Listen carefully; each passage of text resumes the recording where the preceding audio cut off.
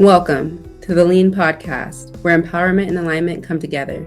I'm your host, Mahogany, here to guide you through inspiring stories of resilience, overcoming grief, health challenges, career struggles, and more. Together, we'll lean into strength, embrace growth, and discover the power of sharing experiences. Before we dive into today's episode, I'd like to start with a prayer. If you feel comfortable, I invite you to join me. Dear God, thank you for this space to uplift, inspire, and empower. Bless the woman sharing her story today and those who are listening. May this podcast be a source of hope, healing, and alignment with your purpose for our lives. In Jesus' name we pray. Amen. Amen. You guys, help me welcome Heather to the stage, also known as the Lady Brazilian Air. She is a wife, she is a speaker, and an author. She is founder of the Exquisite Beauty Institute. She's been seen on the Kelly Clarkson Show, CNN, Fox News, NBC, and she was also seen in the Forbes Black magazine. You can catch her this month on the 18th with the Black Chamber of Commerce Fort Worth. Help me welcome the Lady Brazilianaire. Hello. Yay! Thank you for having me. Welcome. We're so happy to have you here. Look, and then Uh, my eye goes bad already. look, you guys, she decided to show up, allergies and all. She's Oh like, my look, goodness. we're going to Ooh, make this happen. yes. Yes, I'm gonna do it. If I tell you I'm coming, I'm coming. And that's what happens when you write your own checks, Yes. baby. Right. You're going to show up. Yes, got to. Wow. Well, I'm so happy that you found us and you're on the Lean podcast, you guys. The fact that she's on the Lean podcast and she's been on the Kelly Clarkson show, along with all the other accolades she has, I'm just kind of inspired to know that I'm amongst the great. I'm in the right place. So I'm really excited for this episode, you guys. Today, she's going to be speaking to us on the topic of divorce. So buckle your seatbelts and get ready for this amazing, empowering story. So, Lady Brazilianaire, please tell us more about you. You are a woman of many things, and it's just amazing to have you Yes. here. Well, good evening, everyone who can see me and those who can hear my voice. My name is Heather, but you can call me the Lady Brazilianaire. I'm the owner and founder of the Lady Brazilianaire Waxing Studio in Fort Worth, Texas. I'm also the owner and operator of the Exquisite Beauty Institute, where I teach estheticians and cosmetologists how to perfect their skills in Brazilian waxing or other spa services to make six figures within 10 months. As Mahogany said, I have been featured on CNN, Fox News, and NBC. And if you Google me, you will also see that I was on the Kelly Clarkson show back in 2022, I do believe. I have been a licensed esthetician now for 14 years. I'm dual licensed in Texas as well as in Kentucky. And I love it. And I write my own checks. Wow. Look, I bet you a bunch of us would love to write our own checks. And I look, I love that's my gift from this divorce. I love teaching people how to do that so they too can write their own checks. I love it. Oh, wow. So, what you're telling us is you had to go through a tough time in experiencing divorce to even Yeah. land in this place where you can write your own checks. Yes, I had to find out who I truly was and what I'm truly good at. So once you find out who you are, sky's the limit. Oh, wow. Well, I cannot wait to dive into your story. Where does your story of divorce begin? I know you didn't see that when you Okay. got married. It So, No, I did not. I was actually married for 1 year. I got married on August 10th of 2013. Okay, August 10th, 2013. My daughter was born August 9th of 2015. The next day, which would have been my 1 year anniversary, we were separated. wow. So we only made it to literally 1 year. 1 year marriage. Wow. 1 year. How did y'all meet? We actually met, believe it or not, at a motorcycle party because I used to be in a bike club. He was not. He actually came over. He was a visitor. His aunt and I were in the same club. He actually happened to see me that night and was like, "Oh, who is that?" And one thing led to another, and that was it. And that's how it started. And I just everything he said, I went for it. Oh, wow. And had this Mm. been your first marriage? That was my first marriage. Yes, that was my first marriage and his first marriage too. Oh wow. So you guys saw each other at the bike club and you guys were like, yep, we can do this. We can Oh make this yeah. work. And then what was so crazy is my birthday is December 17th. He's December 16th. So we thought, oh, okay, we're both Sagittarius. We're both going to get along just great. But, it all, if you know who you are, I was ready for it. He wasn't. And as soon as I found out I was pregnant with my daughter, that's when it started to happen. Oh wow. Yeah. So did you guys plan on having children? We talked about it. So he knew that I wanted a child within the marriage because I wanted to give my husband a child. He knew that. We were not expecting for it to happen so quickly, but yeah, he knew that. We got married in August, and then in February of the following year, I was pregnant. Okay. And so where you guys lived, did y'all have a lot of friends and family support or what was your lifestyle like? Absolutely, absolutely. His dad and his mom lived around the corner from us, and at the time, my parents did too. We were actually in the middle of both of them. Okay, I'm from Louisville, Kentucky, so it's kind of small. So we were around each other all the time. We had aunts and uncles and a plethora of cousins. He had sisters and brothers. I'm the only child, but I had my cousins. So yeah, we had tons of support. Everybody was they were happy. Oh, Heather's pregnant. Oh, they got married. And it was a love story. It really was. Oh, wow. So throughout your pregnancy, how was your guys' marriage during that time since it was kind of short-lived? It wasn't good at all. It wasn't good at all. When I was pregnant, because I don't hold children very well, and so the women who will watch this, they will understand morning sickness. Okay, that took me out. My entire first trimester, months 1, 2, and 3, I stayed in the hospital with my daughter and my son. So I lost a tremendous amount of weight.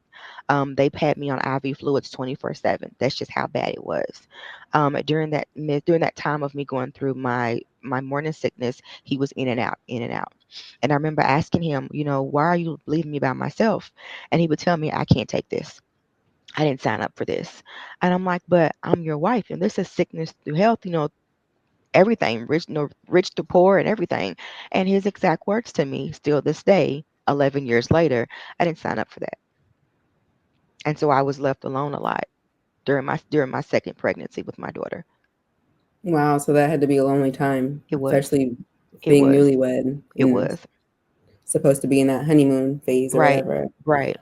So what do you think happened in that situation to have your husband at the time completely switch up like everything he said he wanted? Was it the sickness itself? It was. And we did talk about it, umpteenth years later after I calmed down.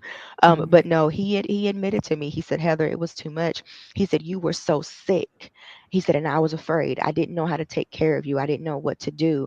And what most importantly, he finally confessed to me, he was not getting pleased, if you will, during that time in our marriage. I was sick. I couldn't do anything, and then by being pregnant, sometimes our bodies change all the time.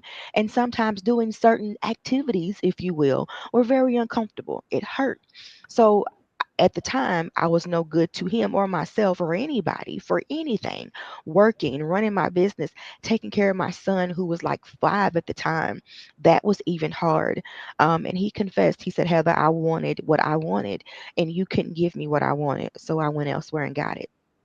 Mm, wow. Yeah. Yeah.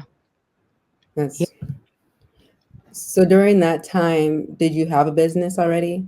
Or were you Absolutely. an Yeah. employee as Yeah, well? actually both. I worked for an insurance company, and then I still had my suite, my studio. So here I am, I'm pregnant, still working for the insurance company during the day. In the evening, I'm taking clients, and then I'm going home to my son, making dinner for my husband and my son. I'm still expecting, nothing changed. It kept going. It kept going. Who were It kept, taking care of like finances during that time? Did you have reserves or like how was it with you being in and out of the hospital? he and I both took care of the finances, being that at the time that I made more than he, of course, I had a lot more of the financial part of it. But he did hold his weight. Hmm. He did hold his So, weight. wow. So here you are, pregnant, sick, Hmm. have a husband who's in and out, in and out. Like, what emotions were you feeling at that point in life? Ooh, they talk about postpartum depression. Mhm. No, talk about the stuff during pregnancy. I was Mhm. upset because I really couldn't do anything, to do a whole lot. Now I'm in my second, almost third trimester, so I'm bigger. You know, I'm still trying to work. I'm still trying to hold down this salon because I've got to pay my rent and the mortgage. So trying to keep my emotions together, that was a challenge. That was a challenge. Him wanting to be around more or me wanting to fight for my marriage was getting worse. And he Wait, showed it to me every day. was it like mostly through like verbal arguments and stuff, or did like that you were like, okay, this is just Yeah. tiring? Oh, yeah. It was very draining. And being that he was not ready or did not want to do the work himself to be the husband that I needed, to be the father that I wanted him to be for our child, it was draining even more. And then to actually, when I confronted him, because, where our intuition says everything. And when I confronted him, Mahogany, he looked at me and laughed and said, "Yeah, I'm cheating on you, so what?" Then proceeds, "Oh, it gets better." Then tells me, "I don't want you or that baby." Hmm. And then you went to jail. I almost, but I was pregnant. It's not too much I could do. Right. It was not too much I could do. But I remember that day like it was yesterday. It was July 31st, 2014. I asked him, he came home at 9 o'clock in the morning. I said, "You cheating on me?" "Yeah." "Okay." How did you proceed past that? It was a lot. That's when the chaos set in. So July 31st. So I think it was August 1st, August 2nd. I go to the doctor to sign my tubal papers, right? To get my tubes tied after my labor and delivery. We argued that entire week. We argued the entire day. My daughter was born 2 months early. Her due date was October 24th. She came August 9th. My daughter was born 1 pound, 18 ounces. She was a block of cheese. She came out, she was beet red with a fist that she was fighting the entire time. Hmm. She was in the incubator for 2 months and she fought the entire time. Took her leads off, took her nose plugged. She was fighting the whole time. Wow. She would only stop fighting when she heard my voice. During that time she was in the incubator, I became destructive. I didn't know I had this much strength, but that's when it came in. I demolished things very well. I did not know I could be Sherlock Holmes. I plotted out things. And I also met the young lady who he had been with You met and her. who was now pregnant with his sixth child and did not know it. Oh, it gets better, baby. It gets better. So you didn't know that he had 6 children? I knew he had four. So my daughter made five, and then her son made six, or was Wow. going to make six. Okay. So I was at home, and my daughter was just born. I was at home, and my friend had called me. She said, "Hey, are you at the flea market?" I said, "No." I said, "Why?" She said, "Well, I see your husband." I said, "Well, it's Sunday. He's probably going to get some lunch over at the cantina that we always go to." She said, "No, it's something else." I said, "What are you talking about?" "He's with he's with somebody else." I said, "Well, who is it?" She said, "I see a guy." I said, "Well, that's probably his cousin." She said, "I see a girl." I said, "Who is that?" She said, "I don't know." We had a second car, and I put that car in hover mode. I drove to the flea market, and he had drove past me, so he never saw me. My friend waited for me. When I pulled up, she took me right to her. We'll say her name was AJ. I walked in the flea market, and I tapped her on the shoulder, and I asked her if she knew who my husband was, and she said, "Yeah, I know him." I said, "Oh, so you're the one that he's leaving me for, that's doing the extra activities?" She said, "Excuse you?" I said, "Yeah." I said, "I'm his wife." She said, "Well, he told me y'all was separated." I said, "That's still legally married." She said, "Oh, okay." That's when I found out that guardian angels were real. I felt like somebody was holding my shoulders. Don't move. Mm. I Keeping you. lost it. I lost it. I lost it because for her to look at me and actually say those words to me, how dare you? That was like it added more fuel to the fire. I was already on 10. She put me at 20. Mm. And I remember her aunt telling me, she said, "Sweetheart, he's your husband. Speak to him." I said, "Ma'am, I did. He told me he didn't want me. He'd rather have your niece." She told her niece, "Well, if he told her that and that's his wife, what do you think he's going to tell you?" She called him back to come and speak to both of us. He told me that I needed to get on with my life and that I was crazy. He apologized to her for all that she had endured, which was me. Again, so here I'm on 20, now I'm on 30. Mm. Yeah. I happened to be on the phone with my other friend and she couldn't get to me fast enough. So she's calling all of my club sisters, "Somebody go get Heather. Somebody go get Heather." I lost it. The girl who was with me, who took me to her, she lost it. So after that, I actually began to make a plan. This is when the postpartum depression set in. I made a plan and I called the local funeral home in my city and asked them to send me a burial packet. I had began to write out my entire funeral. I wrote out who was to you do my eulogy, what songs I wanted played, who I wanted my pallbearers to be, where I wanted my plot to be, everything. I was actually in the midst of going to put a deposit down of doing all of this. It was a lot. It was a lot. And I went over my aunt's house. This is where the turning point started. I went to my aunt's house and I had the diaper bag packed for both of my children. And I said, "I need you to help me." She was like, "Okay, what?" I said, "If you let me walk out that door, you won't ever see me again." I said, "But if you help me, you'll see me tomorrow." She was like, "Are you serious?" I said, "You want me to show you?" She said, "Well, what's wrong?" I said, "If I leave," I said, "I'm leaving and I'm taking him with me. And if she's around, she's going to. So how you going to do this? Because you're my last option." I said, "I have allowed this man to come into my life and change everything." I said, "He has been around my son. I have given him another child. And this man told me to my face, 'I don't want you or that baby.' This man has put another woman before our marriage and does not want to fix anything. Um, it's go time." She called the nurse at a local hospital and they told her they could not give her medical advice over the phone and that I needed to come in to be evaluated. She took me in to be evaluated. The nurse asked me, "Do you have a plan?" I said, "Of course," and told her my whole entire plan from start Mm. to finish. She told my aunt, and my aunt had went back to my house and found everything where I said it was. Everything had already been laid out.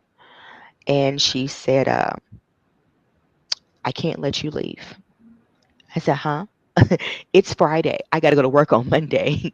She said, "I can't let you leave because what you just told me is a liability to me and this company. If you actually go out and do those and and do those whatever you said," she said, "I could be liable for that." Mahogany, they kept me in that little room, that brick room, for 7 days. Mm. Mind you, I had just got my hair done Friday morning, so I was sharp. And I had on some diamond cowgirl boots, honey. I was looking good. Go out with a bang. That I was. They kept me in that room for 7 days. Little bitty room, a jail cell, 7 days. And I had a red band on my wrist, and that meant, suicidal.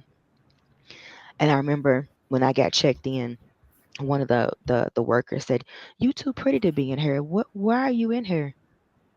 I said I had a plan, and I told the truth. That's why I'm here. Wow. So you ended up from dropping your kids off Mhm. at your aunt's house to her taking you into this facility where you stayed for seven Mhm. days. Yep.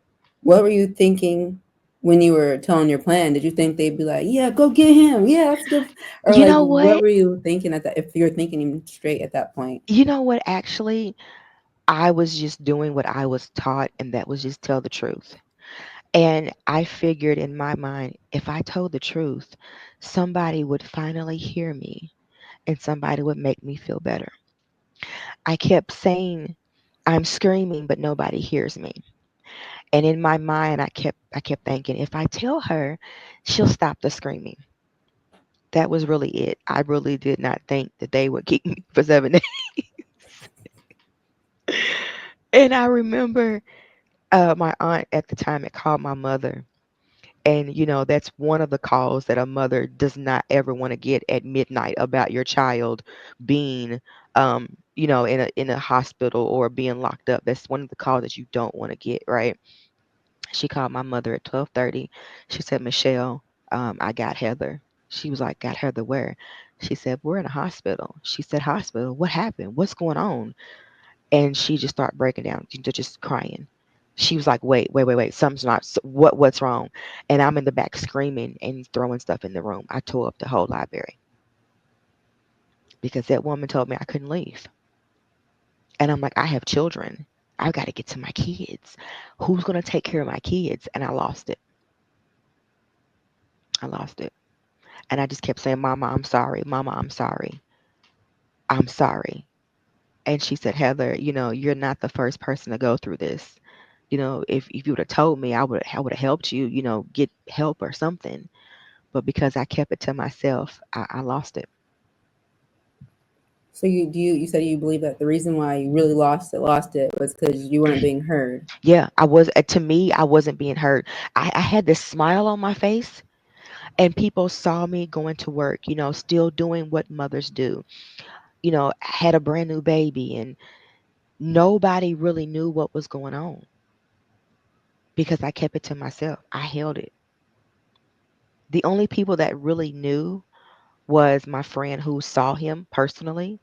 Um, his cousin knew, and then us, and that was it. Nobody else knew. Hmm. Yeah. Wow. So how did you end up getting out of the room, and what were your next steps once you made it out? So after there being a whole entire week, I said I gotta change the way I live. So I began to change my mindset. So as you remember, I told you earlier, we all lived around the corner from each other. So I had to think like a kid, out of sight, out of mind. So I moved. I moved on the other side of the city, so where nobody could see me, and I couldn't see them. Even going to the grocery store was hard for me because I kept seeing them. And I kept saying, if I could just not see them, not see nobody who's affiliated with them, I'll be okay. So I cut out everybody in my life who was tied to them, including his family, those who did nothing to me. I didn't care. I cut them off. I wanted no ties to him. I didn't want them to know that I had moved on or moved somewhere else where he could find me. I didn't want none of that. And what about the relationship that anyone had with your daughter? His family at the time, I had it cut off as well. I didn't trust anybody. I didn't even trust his mother. I didn't. No, no. And so you're just kind of tucked away in your own corner of the I city, was. working on your inner self. I was. What were some things that you were doing to work on a better you? I started to focus on my business more because I knew I couldn't take care of my children. I mean, I've got two kids now. I've got a mortgage now. I had a car wreck, so I had a whole nother car. So now my bills are greater. So I had that. That was something that was to keep my focus, keep my attention was my business. So I buried myself in work. I became my mother and the business owner. That's who you got. And for those next 10 years, that's who I became, was a lady Brazilianaire. It stuck. Did you have a different name for your business before you had went through that? And did you do a rebranding? I did. It was Exquisite Links Beauty and Brow Bar. And that was okay. That was fun. That was my suites. Everybody had their own suite in the salon. It was nice. It was cool. It was fun. But I began to branch out more. I was like, okay, this is me. Who is Heather? Okay, yeah, she's a mother. Yeah, she can talk, she laughs, she jokes, but who is this who is this other person? Who is this alter ego? Who is that? Who is the person that likes to go and make money and can sell fish to a whale? Who is that person? Find her. And when I found her, she was dangerous. Still is. She's dangerous. So yeah, that's how she was born. Wow. Wow. So, what steps did you take as a business owner? Because I know you were already an established business Hmm. owner. What steps specifically did you take besides burying yourself in work and Hmm. limiting any distractions to get your business to the point it had become and where it is now? I actually changed my verbiage and I found a mentor. Hi Candace. No, I found a mentor and she actually gave me the tools, the tricks and everything how to get to where I am today. And even though, to me it was an investment because I didn't know. I mean, invest in yourself. What is that? We didn't talk about that back then. 13, 14 years ago. All I knew was start a business, run it. That's all I knew. But it actually invest in yourself, what is that? So when I chose to do that, I said, okay, now I'm putting myself on a whole different platform. I'm putting myself in front of people who don't even know who I am. Now I've got to get them to know who I am. And being with Candace, that she allowed me to do that. She allowed me to find that other person, my alter ego, and pull her out. Yeah. Wow. I love that. So, how did you find your mentor? Do you feel like it was like a divine moment where you just knew this It is who God was. sent to It you? was. It was. I used to work for a massage company, right? And some of the people knew that on the side I did waxing. And somebody said, "Oh, you need to go, get in contact with Candace. Go find her." I still don't even remember who told me. I just remember that conversation in the break room. Oh, Candace would be a great person for you to talk to, and she'll help you out. Okay, and I did, and I didn't look back. Wow. And how long did you work with her? Um, I've worked with Candace on and off now for about 6 years. And every day, every year, something different. She has invited me to speak in Miami, Atlanta. Oh God, where else have I been with her? Here in Texas. So I just, yeah, Wow. And is she into esthetician as well? Was she like she in the same caliber of she work? yeah, she does services. Yeah, she's a massage therapist, and she actually created the Spa Boss Tribe. So she's over that. She also has the Black Spa Awards. She does that. So she does a lot. And because I actually took the time to learn from her and to listen to her and to block out everything and everybody else, oh, okay, this is easy now. Wow. So once you got your business Hmm. to a place that you're really proud of, what were things looking like on the divorce side, ex-husband, with your daughter and the family? Did that change at all? It did. It became easier. It became easier to look at him because at first I could care less if he got hit by a bus. It became easier to look at him. It became easier to converse with him. It became easier to see his name. It got easier. It got easier to talk about.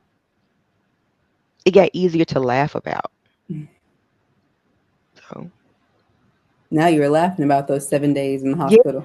I am, and I laugh about it all the time. And I remember going to the grocery store, and I saw a lady that worked at that hospital, and I asked her, I said, "Don't take this the wrong way." I said, "But can I give you a hug?" She said, "Yeah." And I gave her a hug and I said, "Thank you." And she was like, "What?" I said, I was there for 7 days and I made a promise to myself and my children that I'd never go back. You're never supposed to say never, but I made a promise I'd never go back. And at the time, it was like 5 years later, I said, "I have not been back and it's been 5 years." I said, "Thank you." And she told me, oh, I told her what my name was. She said, "You did look familiar." She said, "Yeah, I think I was there when you came." And I said, "Well, we'll leave that in the past." I said, "But thank you." And Hmm. I've been back since, and I don't want to go. Shoot. It saved your life though, because you It probably would did. have been behind bars for I real would or have. dead. I would have. I know for a fact I would have, because the things that I had written down, Take it to the grave, huh? The things that I did. There was a segment, I will tell you this. I got so upset, I took a big red, which is like Bart's red cream soda. I took a big red and I shook it up and sprayed it inside the ignition switch where you put the key in. I stuck it in there and Oh wow. I did do that. He Did do didn't. He that. didn't get it all though. I did do that. Yeah. But Wow. it taught me a lot about myself. It taught me about things that I don't want to go back and revisit. I don't want to go back that way. That's not the person who I truly am. I had a moment in life. I'm able to talk about it now. I crossed over onto bigger and better things. And out of that divorce came my $100,000. Wow. Tell us more about the steps you kind of took to get to the point of making $100,000 while going through I a divorce. I had to again I had to become disciplined. That's what it was. I had to become disciplined because that now became a distraction. Because I had told God, I said, look, this is what I want to do. This is what I need to do. This is what I need to do. So you tell me what you want me to do to get me there, and I'll do it. And the word was discipline. And I'm like, discipline, like my mama said, go sit down, discipline. No, discipline as in don't say nothing. Don't move unless I tell you to move. Don't write this unless I say write it. Discipline. And that was a whole nother world that had been opened because I mean discipline, who what? Me? Yeah, okay. I had to be. I had to be. It was time to be taken serious. It was time to listen. It was time to hit the ground running because now I am by myself. You have someone who told you to your face, I don't want that. You wanted that. You deal with it. Okay. I had to be disciplined. I had to learn. I had to relearn things.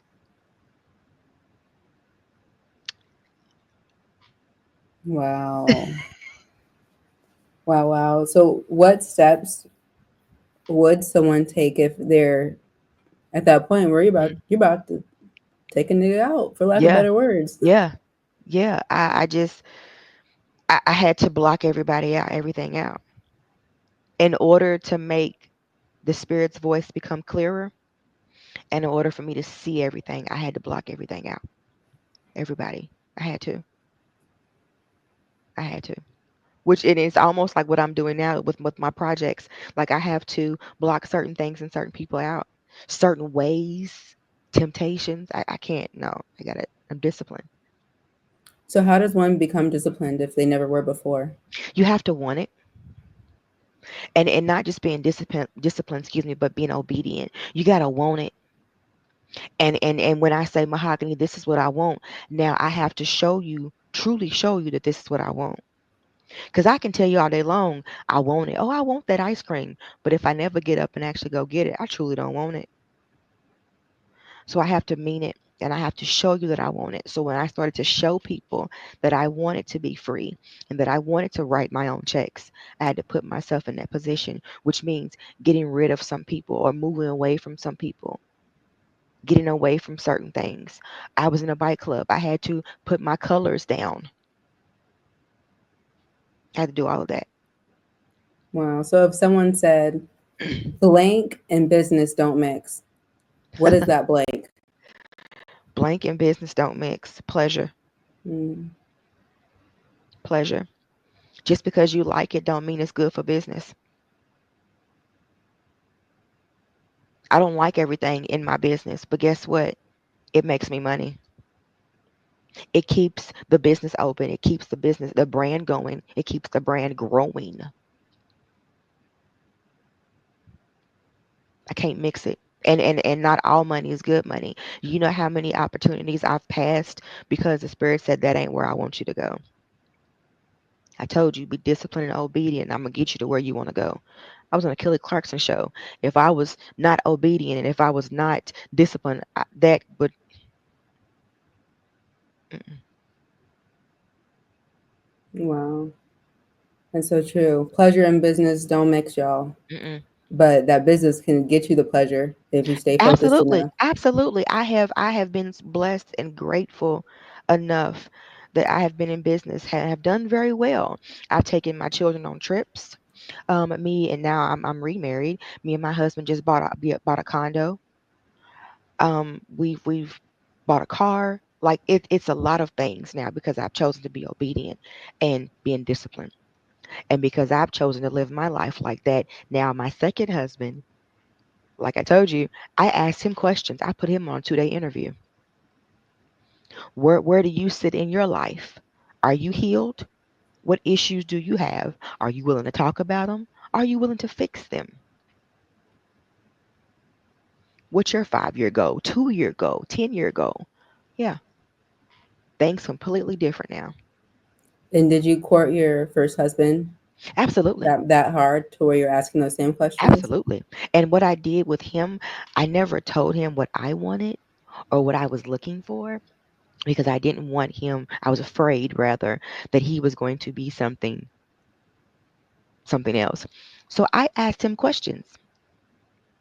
What are your views on this? What are your takes on this? How do you feel about that? Well, who are they to you?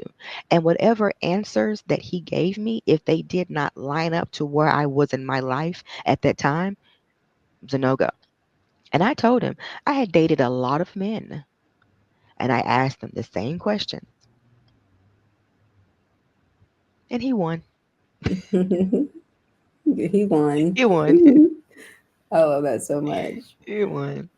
Wow. So, with that discipline, how have you seen your business turn into something that it couldn't have in your initial place you were in? It has been a wonderful journey and it keeps getting better. Every day is something better. Again, like I told you, I'm speaking first time ever. I'm speaking with the Fort Worth Chamber of Commerce. What? I just like, oh wow, you know, and then another speaking engagement here, another speaking engagement here. What? But all because those two words, obedient and discipline.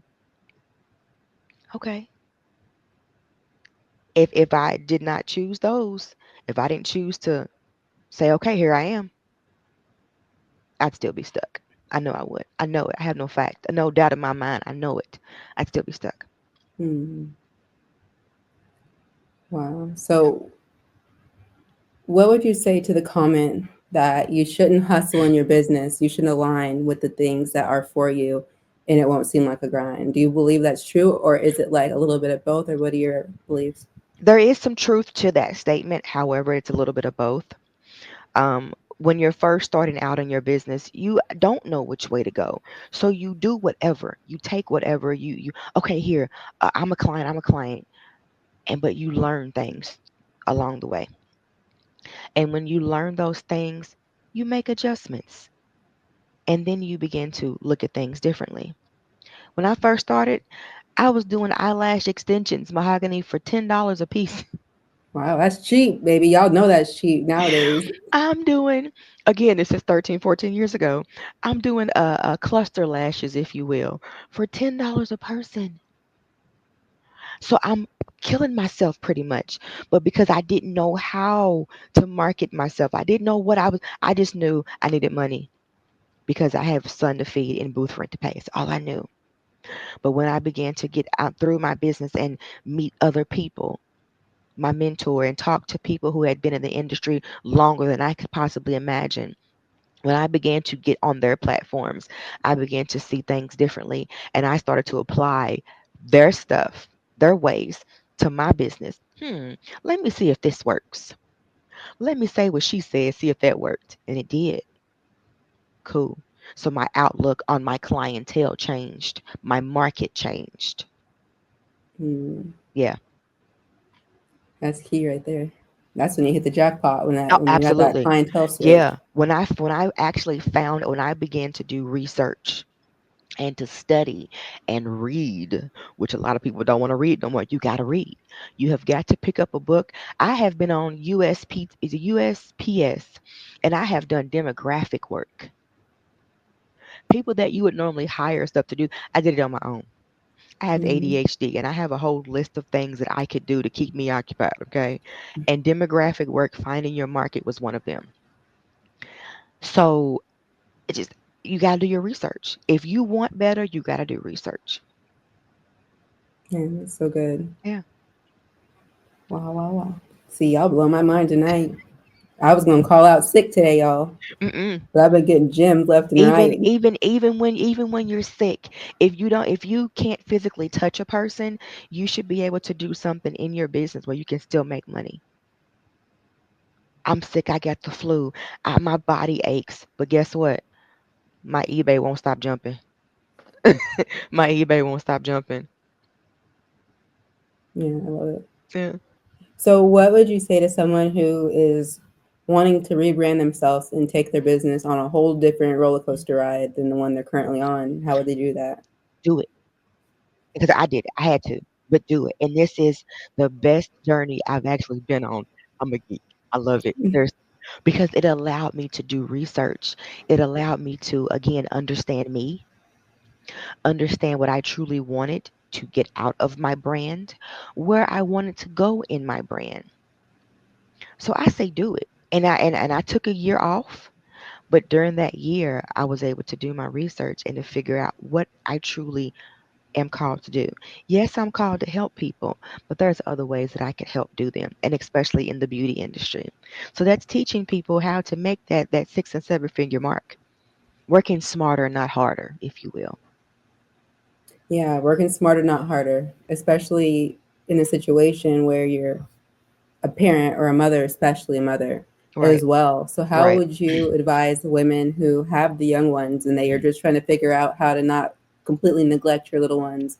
Or do you feel like you got to neglect them for a bit until you get to where you need to be? But what's your perspective on that? To piggyback off of that, my son is now 17. Um, when my son was 2, 3, and 4, so about 3 years, I don't remember. And I can say it now and be honest because I was in school and I was working, building my company. My grandmother took care of my son, but I made it to where my son could call me for anything. Mama, can we do this? Yes, here you go. But I say women, parents, people in business that have young children, incorporate them in your business. Incorporate them in your business. My daughter, who's now 10, is my photographer. Ever since she was like 5, she's always had mommy's phone. So I say, hey, take pictures of mommy. And she takes them and I post them. Then I pay her for it. Love My it. son likes to cook. So now I incorporate him in all my events. He's my chef. So no matter if your child is a newborn or if your child is a toddler, incorporate them into your business. Where everybody is online, that's your content. People love to see you with families and babies and children and husbands. Oh, so you do it? You got a family and you're family oriented? Yes, I want to do business with you now because you're family oriented. Right. See, it's a win win situation. So, yeah, I say do it and put your kids in it. They acting a fool. You make a reel or a video. See what I go through, and I still own a business, and my kids are acting a fool. But hey, it's all right. Something. Right. That's so good. That's so Yeah. good. Okay, and I do have a final question. Mhm. How would one go about finding a mentor or a coach if they're wanting to take it at the next step with the self growth? My honest opinion about that would be again, do research. Okay. We all know that there are people out there who really aren't who they say they are. We know that. Okay. But my recommendation is first, find you someone in the industry where you can shadow underneath them and then ask that person questions. I say that because this is actually what I go through with my students. They'll shadow under me. And then if I don't know something or if they want me to go in further depth, I'll go, hey, well, why don't you look at this person or see what they say, and then see how if you're a good fit or if they're a good fit for you, and then go from there. Don't just jump out there. No, do research. Do research. That's amazing. Wow. Well, Heather, where can we find you? So you can find me on Instagram at the_lady_Brazilianaire. You can also follow me on Facebook at the Lady Brazilianaire Waxing Studio. If you can also follow me on my website at the THEE ladybrazilianaire.com, where you can get all of your information and get your 20% off coupon. Yep. Or just Google her, y'all. You can Just just Google me, Google or you her can and Google find me. her. And I'm the only Lady Brazilianaire. That's why you see that R. That is a trademarked name. Yep. So don't get excited, ladies, and Please think y'all don't. can Please rebrand don't. yourselves with her business name, okay? Look, I will tell you this, Mahogany. There's already two people that have gotten letters. Mm. Nobody be the third. Please don't be the third. Don't be a third because she Don't don't be the play, third. okay? No. Don't mess with a lady who done made it out the hospital, okay? Listen, For listen. life. For I got life. She's papers. ready. I got papers.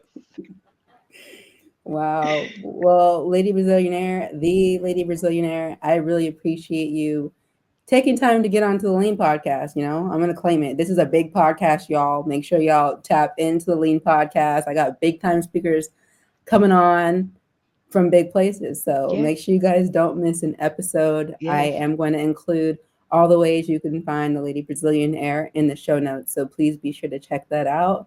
And again, it's been a blessing, and we're praying so much more for your business in Thank you. 2025. And yours too. Thank you. Thank you for tuning into Lean. I hope today's episode left you feeling inspired, empowered, and ready to take on whatever challenges come your way. If this conversation resonated with you, make sure to subscribe so you'll never miss an episode. And don't forget to share it with someone who could use a little extra encouragement. The Lean podcast thrives because of listeners like you. So let's continue to build this community. Drop a comment, leave a review, and let us know what topics you'd love to hear more about. And if you haven't yet, be sure to join our Facebook group, the Ladies Empowerment and Alignment Network, where the conversation and support continues every day. Until next time, keep leaning into growth, empowerment, and alignment. Thanks for being a part of the Lean community.